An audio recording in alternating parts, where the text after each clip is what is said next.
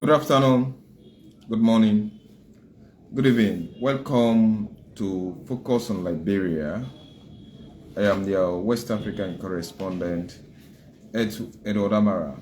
Welcome to a media platform where we educate, entertain, and give you quality information, especially for breaking news around Africa and the globe at large.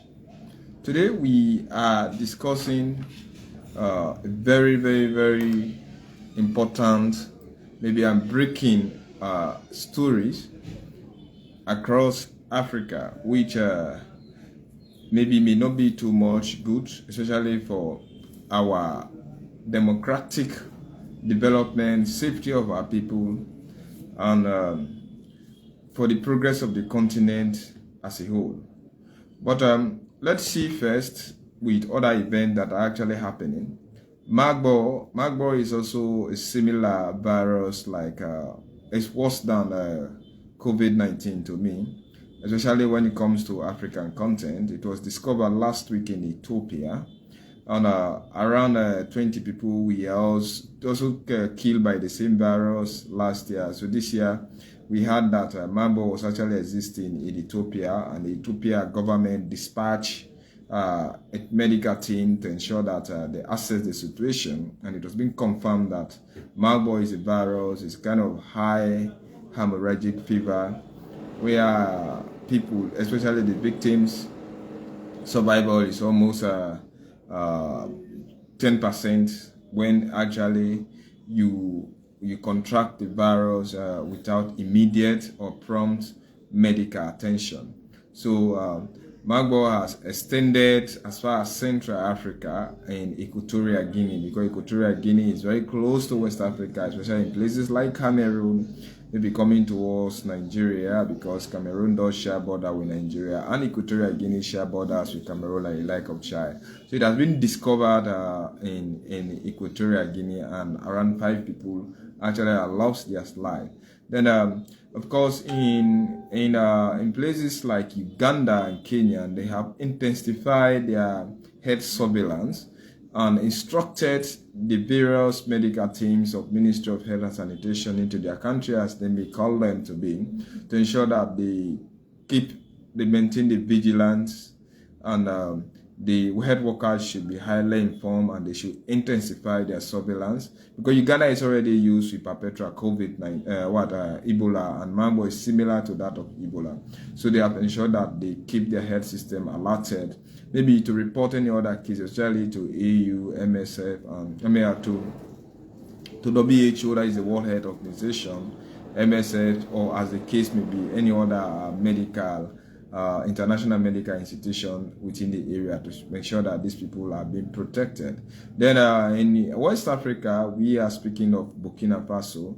Finally, in the jihadist head north towns, we are frequent jihadist attack have taken place. They have allowed actually 8 vehicles in time of food to actually arrive in the northern town, to ensure that victims or people who are actually suffering from the perpetual, or if not unstoppable, attack of this jihadist movement, to have some amount of food. Then also in Kenya, the national broadcast station in Kenya, or the media regulator in Kenya, is threatening some TV stations and also radio stations, who are, according to them, they are airing brutal scenes on their, either on radio and also doing live television, or live televising of opposition events taking place. And the opposition leader Raila Odinga has actually promised to ensure that he calls protests on Mondays and Thursdays every week. He's declaring the government to be illegitimate, especially when it has failed to fulfill its social contract by not controlling the high rocketing prices or the skyrocketing prices of their immediate domestic needs in terms of food and whatsoever thing. So they are calling on the government to definitely resign the Ruto government. Of course, William just won election last year when Raila Odinga, who was handpicked by the outgone president Uhuru Kenyatta. Uhuru Kenyatta vice president was William Ruto, but because of the dynamism in African politics, the unpredictability and unscrupulous nature of our politicians, anything definitely is bound to happen. So Raila Odinga lost the election. Now he's calling on all-out protests, especially from every Mondays and every Thursday, until William Ruto can finally resign and let him, and maybe if he resigns, I don't know, because Raila Odinga is still saying that he won the election, maybe without any proof in court, and there is no data that can actually prove beyond reasonable doubt that he actually won the election. He's asking for Mr. President to resign so that he can take over the helm of affairs. And now they are banning any media program, the media regulator, especially, it has been alleged, widely alleged by the Kenyan media regulator, that they have live television stations who are almost always getting behind Raila Odinga for them to be continuing airing or doing live television of those chaotic scenes, which may not definitely be good for the fragile peace that Africa is suffering. Maybe I think if you don't speak to people, sometimes they end up to think for you. And sometimes we normally say violence is the voice of the unheard, and we want to see. So I think so far so good. These are some of the important stories emanating from other places in Africa. So let's concentrate on Nigeria. We have two important headlines to briefly discuss. One, let's start from the senator. A senator in Nigeria, a well-influential politician, highly placed, socially influential, and also he's wealthy in time of monetary. He's a senator and former governor. He is Ike Ikwuwari Madu has actually been convicted of human trafficking, especially when now I cannot say allegedly, he was found guilty of taking a street trader from Lagos. He took him to London Royal Free Hospital for them to harvest a kidney for his daughter Sonia, who is actually studying in the UK, in the Newcastle University, but she's actually suffering from a kidney, and she keep having that kidney dialysis for every week. So the kidney dialysis that had been she normally does every week. So the senator came and consulted his brother, who is his brother in Nigeria, who is also a doctor.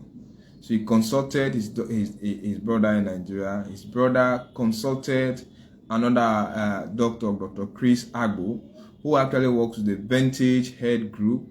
It's a kind of medical tourism company, who in turn contacted other people, and finally this street trader was located for his kidney to be harvested. But most importantly, it should be done into the UK. And after the harvesting, it's a kind of 80,000 euro operation that was actually about to undertake.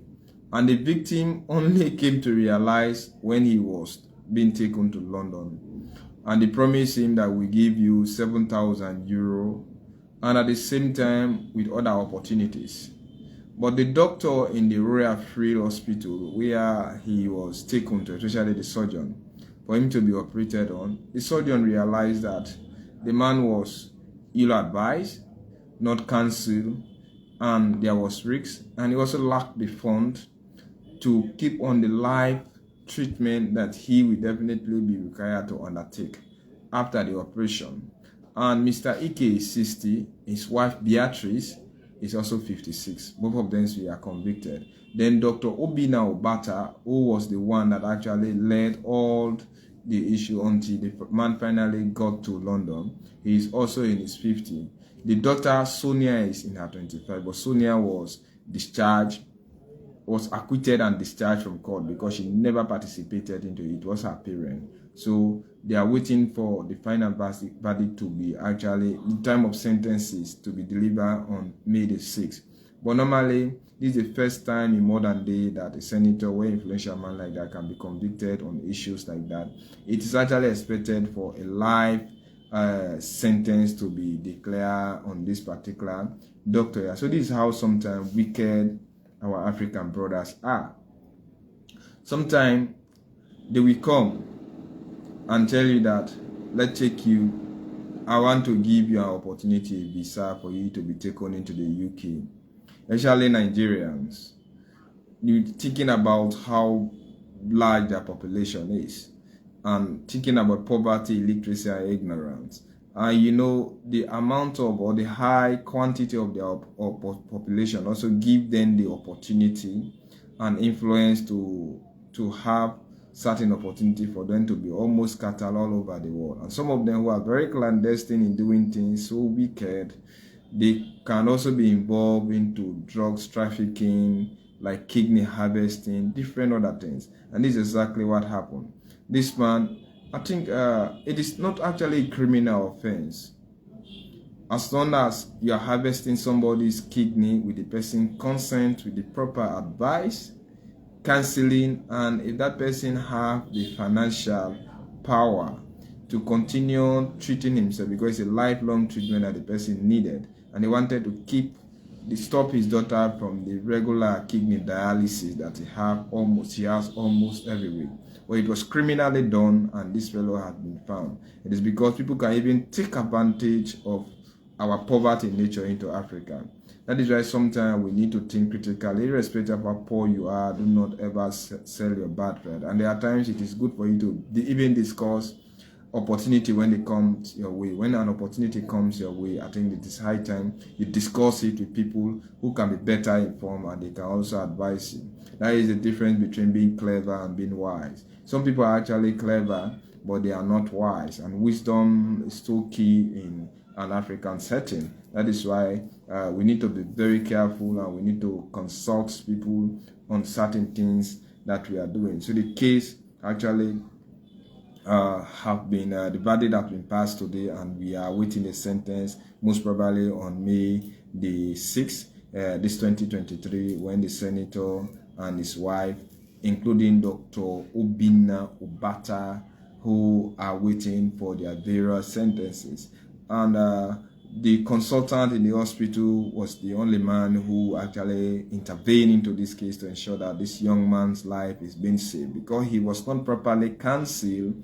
He never understood the risks that he was about to undertake, and at the same time he never had the financial power to continue his lifelong treatment.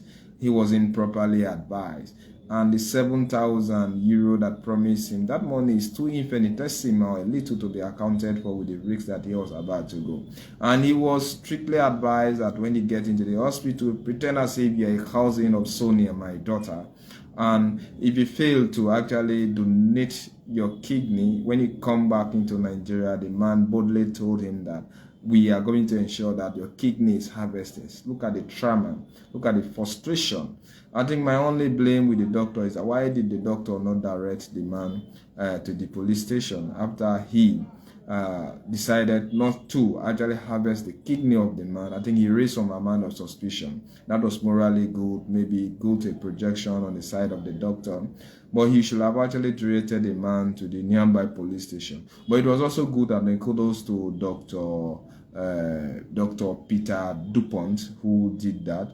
And the man was actually arrived. He slept roughly in the street of London. He arrived in Steen at the police station, and it was when the police intimated him, and he decided to tell them what actually happened. Kudos to victims who came out and spoke their mind, especially when somebody made a kind of calculated attempt to take the life of another person. I think we all have the conventions of human rights. We have right to life, but people also are making it their responsibility to take other people's life, especially when they have the financial well-being.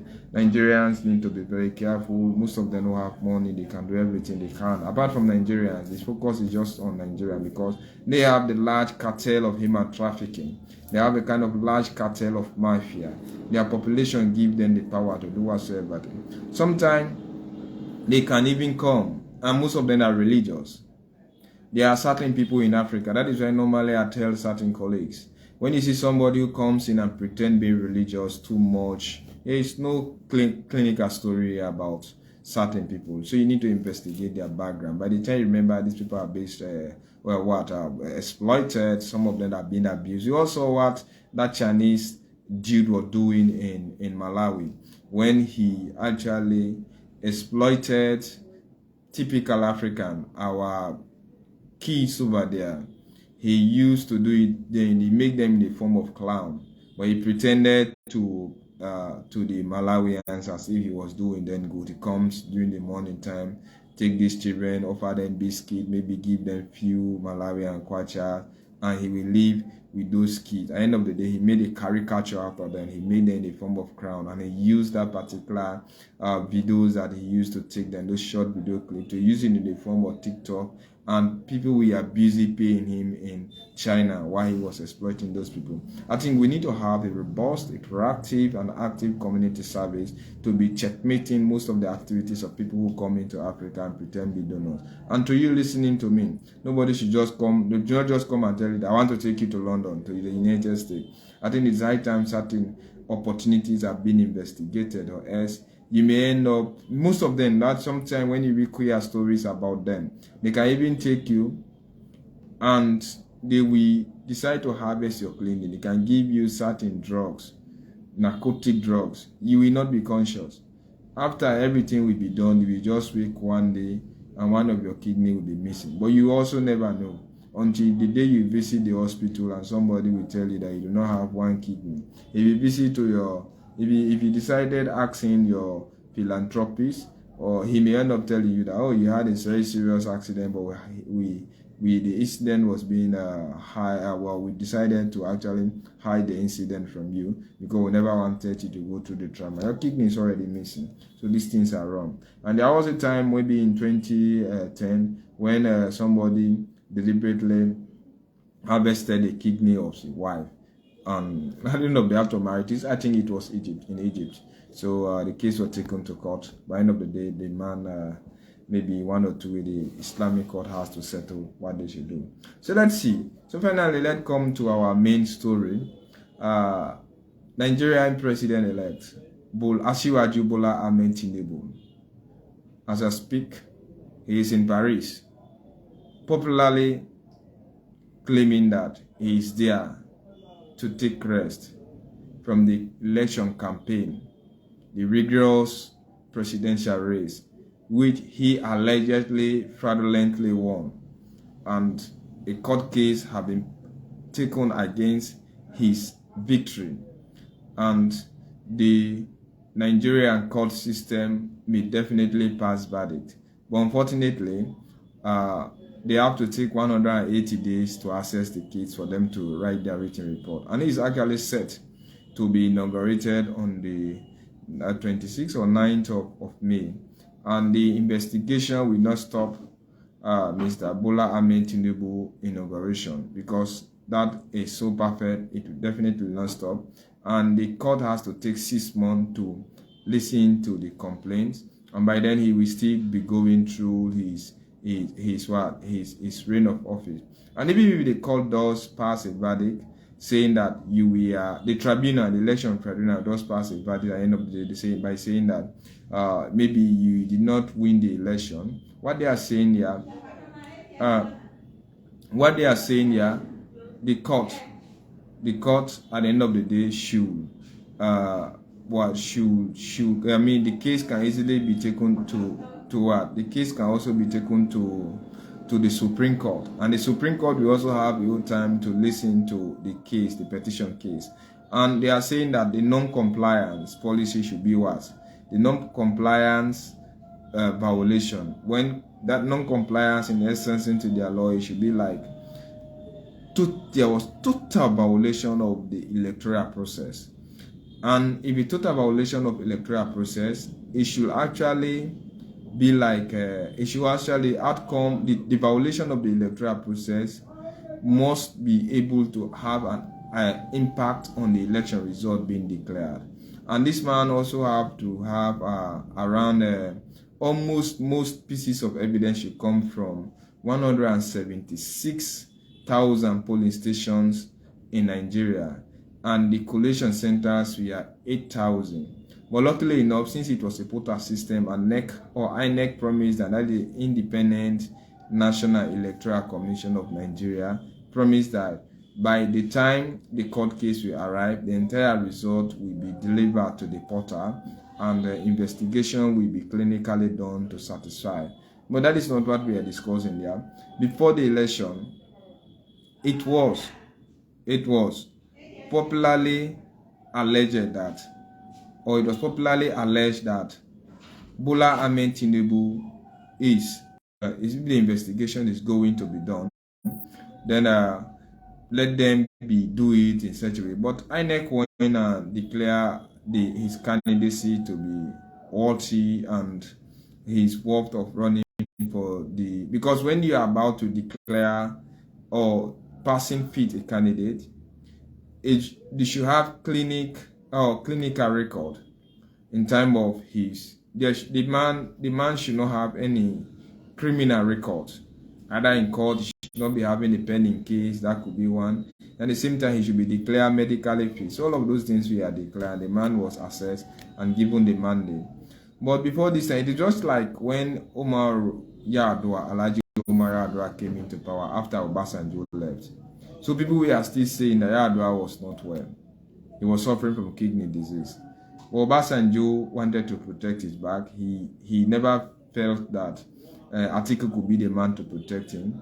So Atiku was definitely not supported by Obasanjo, but Obasanjo decided to support Yar'Adua. Yar'Adua became president, but later on he died in office because as the popular rumor that was going on became a confirmed news when he died. So today, Bola Ahmed Tinubu has actually traveled to Paris and he will be heading to London. And it is expected that he will also go into Saudi Arabia to spend some amount of time fasting over there before he will come back to Nigeria. And his inauguration is expected in May. People now are saying that he is actually going there on medical checkup. And prior to this time, Bola Ahmed Tinubu announced series of travel to London and Paris, and he was actually going there to ensure that he seek his medication. But it is not actually wrong for somebody to seek your medication, especially when you have the financial power to seek your medication. But as long as your physical fitness will not affect your power to deliver, because as a president, you don't only need to be physically strong, but mentally strong. And everything you just need to speak volume about your person. And looking at the queer situation Nigeria is in today, the suffering from poverty, illiteracy, ignorance, the insurgency to the country, there is Naira crisis, demonstration, and he's having all that stress. But maybe he may have the power to overturn the election. I have seen on several occasions we had governorship elections have been overturned, like a gubernatorial election. We have some people like even the like of Peter Obi in Anambra State. He won the election actually in 2003, but it took him 3 years more for him to be confirmed as the governor of Anambra State. He only became a governor of Anambra State in 2006. So we are going to see protracted cases like the election result being turned out. But is Bola Ahmed Tinubu actually capable of leading Nigeria? Even when he was down since Buga after the opposition leaders were crying foul, you could see a man hobbing. You could see a man not physically strong. You could see a man who cannot even celebrate his victory. Too old, but maybe people are saying too sound and too clever for Nigeria, but too old to rule the country. Let's wait a kind of medical checkup. That is why some people are alleging, but he's saying I'm going to rest. If the man is going to rest, if he does attend hospital, will you say just because he's resting? I know he has the right to seek medication. So let's wait and see what the court may say. Now, the area of disqualifying him not to rule Nigeria medical background is now maybe a case of the past. It's a water well under the bridge, except if he falls sick while he's in office. And we saw President Obasanjo, Muhammadu Buhari used to spend some months, especially in 2019. He spent some months in London on medication. In fact, it was widely alleged that the man was dead, so he has to speak from his sick bed to cancel Nigeria. Today he's safe, strong, and sound, and he looks like a young man because of money. So money bring back is definitely facing, and we are praying and hoping that issues like that should definitely not affect the stability of that particular country. So some of our major events, we are one. Magbo has been discovered in Equatorial Guinea. 5 people have actually lost their life. It was discovered last week in Ethiopia. Then Nigeria, Kenya and Uganda are on the alert, or they are alert, or being alerted to ensure that they prevent the virus affecting their citizens. Then in northern Burkina Faso, it has finally arrived to help those who are actually being affected by the insurgent movement. Then in Kenya, the Kenya media regulator is on the verge of banning or seizing license from media stations and other televisions who are fond of live televising the current political protest over there, because Raila Odinga is calling for Mr. President, that is William Ruto, to resign. He claims that the man has failed to respect the social contract and he was not legitimately elected. He is the president-elect, and he promised actually to call protests every Mondays and Thursday. And the president is saying that nobody will go with impunity. Your right to demonstrate does not give you the right to violate other people. So Africa is Africa. It has almost all been violence. Then in another one, Senator Ikwi Madu has been found guilty of criminally harvesting a street trader kidney in London, when he took him there to save his daughter 25, Sonia, who is actually having regular kidney dialysis. She's studying for a master's degree in Newcastle, and the doctor Obina Obata has actually been convicted, who is in his 50. Then his wife Beatrice is in her 56. So they are waiting their conviction on the 6th of May. The daughter Sonia was actually discharged and acquitted of not having committed any crime. Thank you for listening. Good day.